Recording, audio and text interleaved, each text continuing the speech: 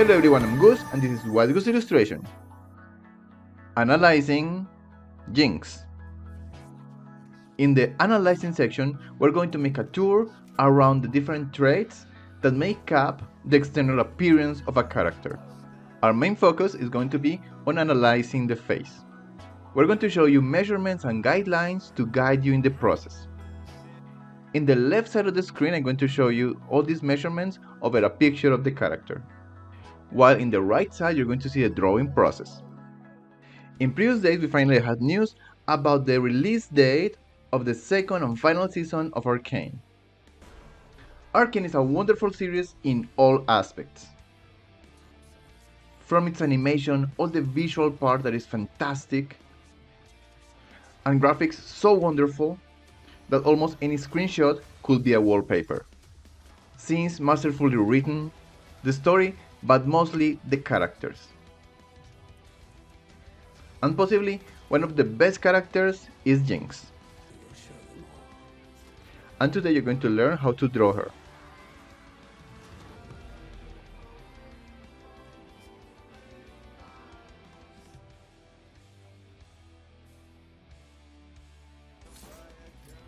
Do you know Jinx is an expert inventor?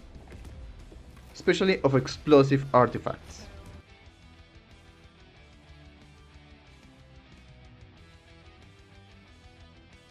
We're going to start by analyzing her body. First, we're going to notice how her torso is a little bit shorter than normal. We would expect her torso to reach this fourth line, but in this case, we only get to the middle of this space. However, her legs are 4 heads tall, which is normal for a cartoon character. Her head and torso complete 3 heads and a half, and her legs complete 4 heads. Her real name is Powder, and she is Vi's sister.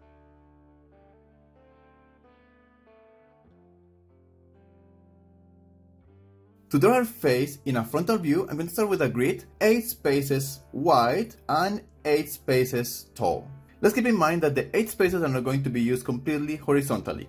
So the total width of the head is going to be about 7.5 spaces. Let's also keep in mind that the faces in this series are not completely symmetrical. I'm going to start by drawing a circle. In this case, it's going to be 6 by 6 spaces.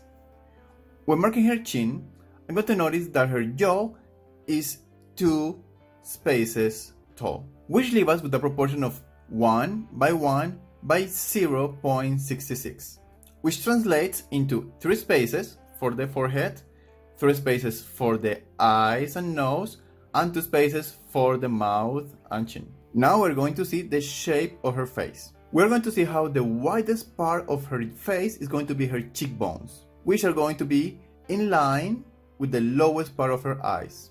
From there, the lines are going to lean inwards. Her cheekbones are going to have 2 2/3 spaces from the center of her face, or 5 1/3 in all. From there, the line of her cheek is going to go inwards 1 space, in line with the lower part of her lips. From there, it is going to tilt more toward the chin. Her chin is almost 1 space wide. From the cheekbone to the forehead, we're going to see how the line tilts about half a space, going all the way to the circular part of the cranium. With all this, we have the overall shape of her face. I should keep in mind that the rest of the circle is going to make part of the back part of her cranium. Now we are going to divide her face. I find the line of her hair, and then I'm going to divide in 3 equal spaces. With this, we have 1 line in the line of her hair, 1 line in the top part of her eyes, 1 line in the lower part of her nose, and 1 line in her chin. With this, I can define what is going to be in each line. Over this line, we're going to have the top part of her eyes, and then we're going to use the squares in the grid to define the position and the size of every part of her face.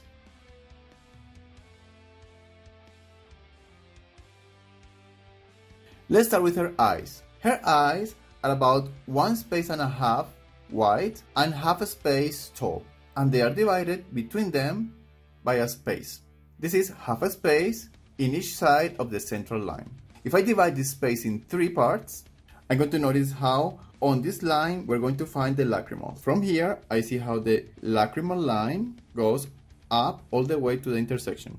Then we see how a soft line goes up over the line and then goes down a bit. In the outside line, we see how the line goes down abruptly and then it becomes a soft line towards the lacrimal. Her iris is around half a space. Her eyelids are dark and they go up around 1/5 of a space. Her eyebrows are in line with the top part of her eyelids. In the inside, the eyebrow is going to start a little bit closer to the center than the lacrimal.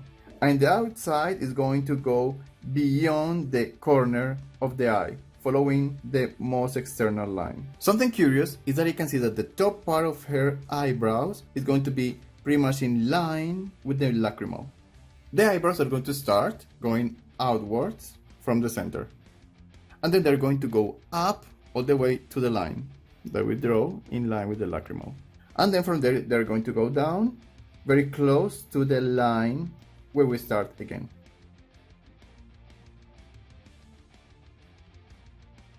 Now we're going to look at her nose. Her nose is around 1 space wide and almost 2 spaces tall towards its base, around here. We're going to divide this space in 3 parts, and taking 2 of those spaces, we're going to find the widest part of her nose. From there, the nose is going to get thinner towards the base. The tip of her nose is a bit taller than the base, and the frontal part is about the same width that we had from the top. We can see the size of her nose with some straight line. And we see how in the thinnest part, it goes almost in a line towards the eyebrows. The nostrils are horizontal, almost in a drop shape. Now let's start with her mouth. The skin around her mouth is close to the shape of a hexagon. Her lips are also shaped like a hexagon. From the central line, her top and lower lip are equally tall. The top part is thinner and the lower part is wider. And we see an indent in the shape of a triangle. To find the size of her mouth, I divided the space under her nose in 3 parts, taking the lower 2 parts. I divided these 2 spaces in 4 parts. Like that, I could find the width of her mouth. Also in this way, I can find the width of the central part of her lips. A bit under this, I can find the line of her chin, like a very open inverted V. Now we're going to talk about the ears. The ears are going to start on the lines of the eyelids all the way to very close to the line of the nose. It means 2 spaces tall, and it's going to be 2/3 of the space from the cheekbone.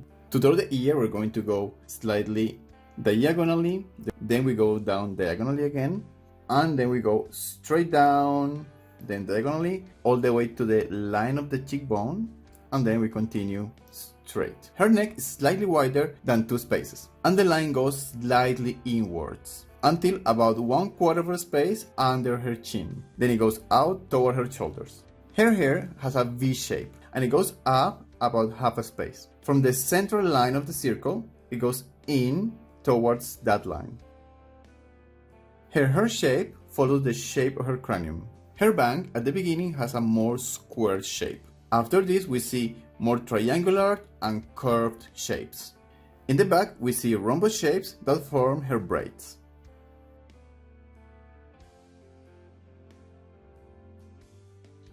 After being separated from Vi, she was raised by Silco, one of the gang's lords in Zone.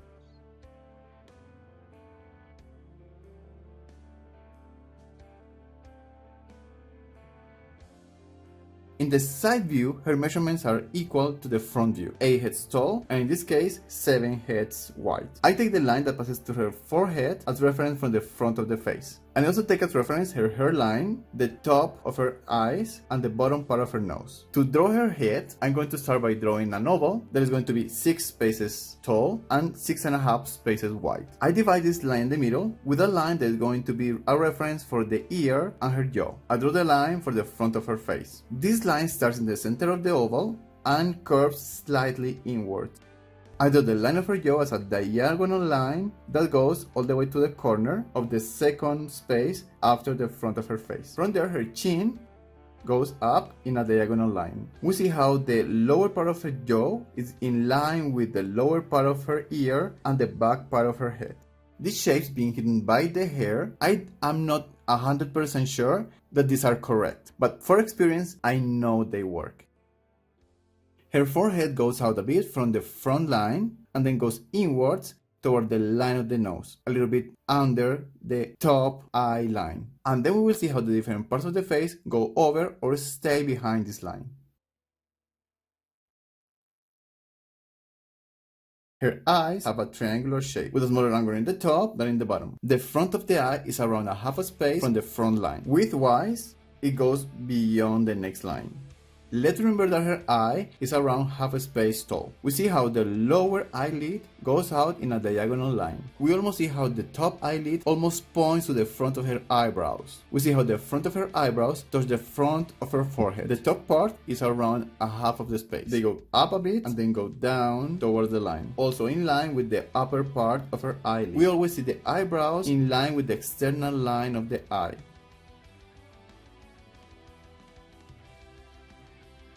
One line from the top eyelid to the top lip forms the base of her nose. Taking this line as reference, we see how her nose extends more than a half of the space. We see how the front of her nose is divided into two lines. One line with a smaller inclination until this line, and a line with a bigger inclination to the tip of the nose. We also see how from the base, the tip of her nose goes up a quarter of a space. We also see how inwards, the skin also goes up a quarter of a space.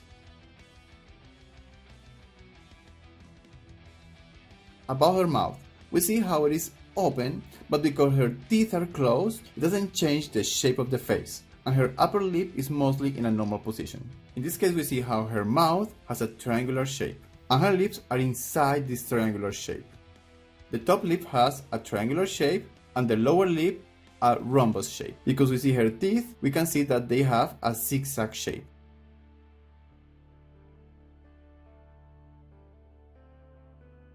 As a general rule, ears are always tilted backwards. In Jinx, her ears are formed by 6 mostly straight lines, 2 smaller lines in the top, followed by 2 longer lines. The inside lines almost follow those shapes, leaving a space in the bottom for the lobe. Her neck, similar to the front, view, is around 2.5 spaces wide. We see how it starts in the back part of her head, tilted, and then it goes down. I can also notice this muscle in her neck going towards her ear. About the hair, just like in the front view, the hairline goes up about a half of a space. Then it goes down a bit and goes in a long line towards her ear. The hair over her head is not completely flattened around it. And we can also notice the triangular shapes in her bang. In the back, we see again the rhombus shapes for her braids. A curious fact, do you know that Jinx is left-handed?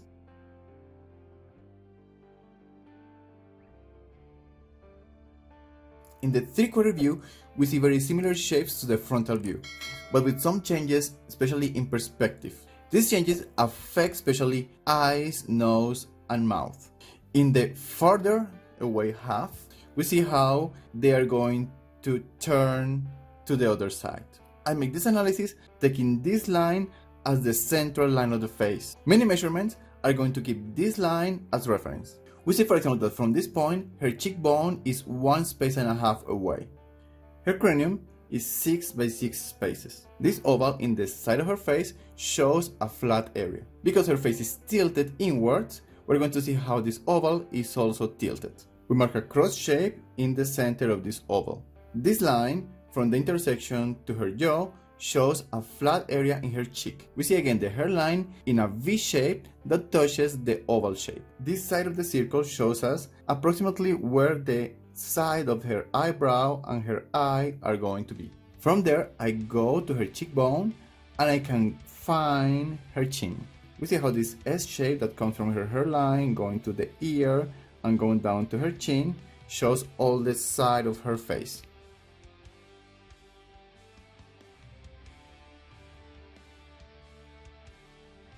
Again, her left eye is not going to be very different from the frontal view. In the left eye, we see how, because of the perspective, it is only 1 space wide.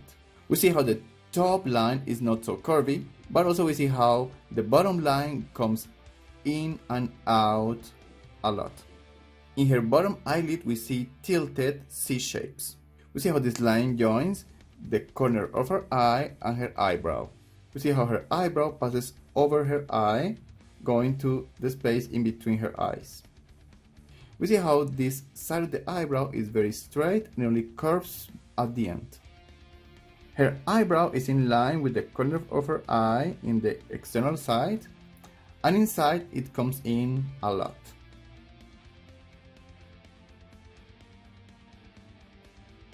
In her nose, the front part looks pretty much the same as in the side view. We see pretty clearly the points where the nose turns to the side. Then we see a flat surface followed by a triangular shape that goes to her cheek. We see the base of her nose perpendicularly in line with the base of the circle of her cranium. The base of her nose has a triangular shape.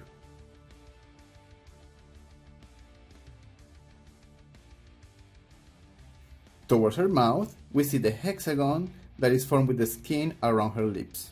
Of course, in her right side, we see many lines in perspective that overlap. Towards her upper lip, we see how the skin goes out and then comes in. And we see this small shape of elongated pentagon. Her upper lip has a V shape, shorter in this side and longer in this side. The lower lip is shaped like a half hexagon and it hides behind the top lip.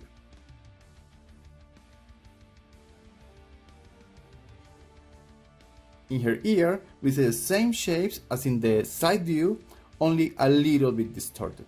We don't see very much the shape of her neck, but we see the muscles in it. In her hair, we still see the same triangular shapes, and we see some triangular shapes coming out in the flatter area. I hope you learned, that you enjoyed the drawing process of this character, but especially that you decide drawing it. If you do, I invite you to share it in your social networks and tag Wiseguss Illustration. I want to see your results.